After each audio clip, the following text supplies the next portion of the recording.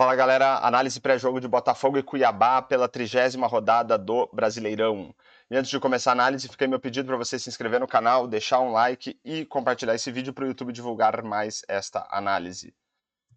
Então vamos lá, começando pelo desempenho recente das equipes, considerando o mando de campo, o Botafogo nas últimas 10 rodadas fez 4 jogos em casa. Vitória sobre o Bahia, derrota para o Flamengo e empates contra Goiás e Atlético Paranaense. Já o Cuiabá nas últimas 10 rodadas fez 4 jogos fora de casa, derrotas para Bragantino, Grêmio e Atlético Mineiro e vitória sobre o Coritiba. Nesses jogos aí o Botafogo teve 42% de aproveitamento e o Cuiabá 25%. Agora vamos olhar para algumas estatísticas desses jogos. Em média, o Botafogo teve 53% de posse de bola nessas partidas, um número médio, mediano aí para um mandante, e o Cuiabá 41% de posse de bola em média, um número baixo para um visitante. Olhando para alguns aspectos de criação, a gente vai olhar para passes decisivos, que são passes que permitem um chute a gol ou uma assistência para gol, e para a expectativa de assistências, que mede a capacidade das equipes de levar a bola até regiões do campo mais favoráveis para a marcação de um gol. Então, em termos de passes decisivos, o Botafogo teve em média 10,8 passes decisivos e os seus adversários 9,8. Em termos de expectativa de assistências, 0,93 em média para o Botafogo, 0,66 em média para os adversários. Então a gente vê aí um equilíbrio em termos de passes decisivos e o Botafogo indo melhor na expectativa de assistências, mas números aqui de médio para baixo nas duas estatísticas de criação aí para o Botafogo.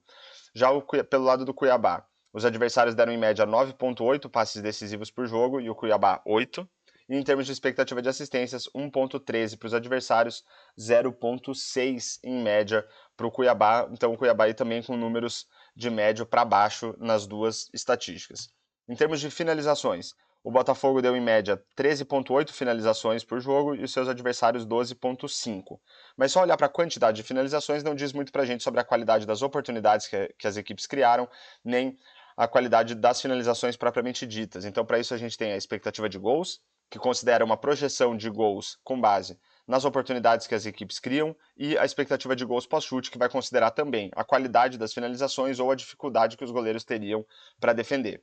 Então, em termos de oportunidades criadas, a expectativa era que o Botafogo criasse 1,3 gols, fizesse 1,3 gols em média por jogo, e os seus adversários 0,9.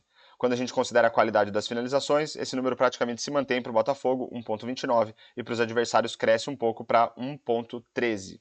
Em termos de gols efetivamente marcados, o Botafogo marcou em média 1,5 gols por jogo e os seus adversários 1 gol por jogo. A gente vê aqui que o Botafogo, em geral, supera os seus adversários nessas estatísticas, mas aí com números de mediano para baixo, então nada muito expressivo para o Botafogo nessas estatísticas de finalizações.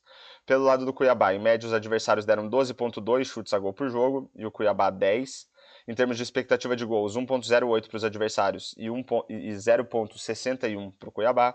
Quando a gente considera a qualidade das finalizações, a expectativa era de 0,95 gols para os adversários e 1,22 para o Cuiabá. Então, apesar em finalizações e expectativa de gols o Cuiabá perder, em média aqui, na expectativa de gols pós-chute, o Cuiabá superando os seus adversários, considerando essas médias. Em termos de gols efetivamente marcados, 1,25 gols para os adversários e 0,75 para o Cuiabá.